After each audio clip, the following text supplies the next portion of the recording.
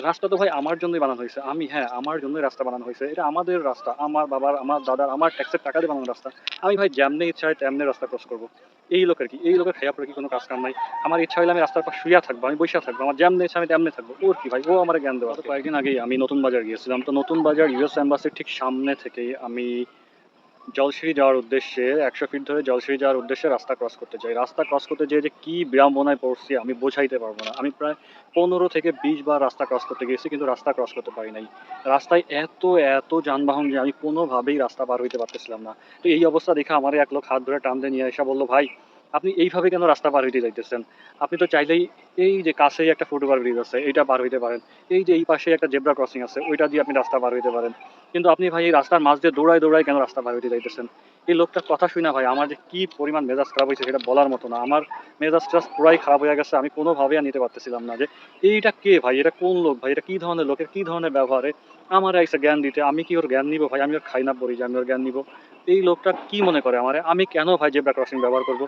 অথবা আমি কেনই বা আমি এই ফুটওভার ব্রিজ ব্যবহার করব? ফুটওভার ব্রিজ ব্যবহার করতে যেই পরিমাণ কষ্ট হয় আমার এটা বলে বোঝাইতে পারবো না আপনাদের।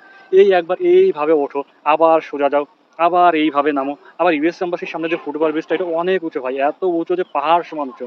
এই পাহাড় সমান উচ্চ ফুটওভার ব্রিজে আমি কেন উঠবো? কি কারণে উঠবো ভাই? একবার উঠতে যেহেতু আমি পড়ে গিয়েছিলাম। পড়ে যাওয়ার পর আমি আর কখনোই এই ফুটওভার ব্রিজে উঠবো না বলে সিদ্ধান্ত নিয়েছিলাম। তো এই লোক কে রে ভাই যে আমারে আবার এই ফুটওভার ব্রিজে ধাক্কায় উঠাইতে চায়? আমি আবার উঠবো, আবার পড়ে যাবো, আবার আমার হাত পা ভাঙবে।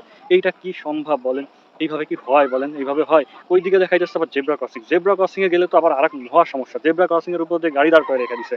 তো আমি কি গাড়ির উপর দিয়ে উড়িয়া যাবো? আমি গাড়ির উপর উঠা যাবো? এই লোক যাতে সব আলতু-ফালতু বুদ্ধি দিচ্ছে আমারে। আমি তো ভাই এই সোজা হাইটা যাবো, হ্যাঁ। রাস্তা সোজাসুজি রাস্তা ক্রস করে চলে যাবো। আবার আমি যদি জেব্রা ক্রসিং পার হই অথবা ফুটওভার ব্রিজ দিয়ে ঘুরে আসতে চাই তাহলে আমার কতখানি পথ ঘুরে আসতে হবে? এত পথ ঘুরে আসার কোনো প্রয়োজন আছে বলেন? আমি সোজা যাবো, সোজা যাই ১০০ ফিটের এখান থেকে বাসে উঠে জলসাইতে চলে যাবো। আমার কোনো প্রয়োজন আছে এই ২ টা জিনিস ব্যবহার করার? কোনো প্রয়োজন নাই। এই লোককে আমি কেমনে বুঝাই? এই লোক আমারে বলতে আসছে রাস্তা কি আমার বাপের যে আমি এইভাবে রাস্তা পার হইতেছি? এর আমি কেমনে বুঝাবো যে রাস্তা তো আমারই বাপের, আমারই দাদার, আমারই ট্যাক্সের টাকা দিয়ে করা। এই রাস্তা আমার, হ্যাঁ, এই রাস্তা আমার। এই রাস্তায় প্রয়োজন হলে আমি বইসা থাকবো। আরে যদি বেশি প্রয়োজন আমি শুইয়া থাকবো। তো ভাই তোমার কি? আমি শুইয়া রাস্তা পার হবো। আবার এই যে দেখেন সরকার কি করছে? সরকার আবার এই যে আমরা যাতে রাস্তা পার হইতে না পারি, আমাদের মতো লোক যারা রাস্তা পার হইতে চায় সোজাসুজি, আমরা যারা রাস্তা পার হইতে না পারি আমাদের জন্য কি করছে? রোড ডিভাইডার দিয়ে রাখছে। তো রোড ডিভাইডারের কাজটা কি ভাই? আমাদের কি রোড ডিভাইডার দিয়ে আটকানো যাবে বলেন? হয় আমরা রোড ডিভাইডারের উপর দিয়ে জাম দিয়ে চলে যাবো, না হলে আমরা রোড ডিভাইডার ছিদ্র করে সেই ছিদ্রের মধ্য দিয়ে বের হয়ে চলে যাবো। আমাদেরকে কি কোনোভাবে আটকায় রাখা যাবে?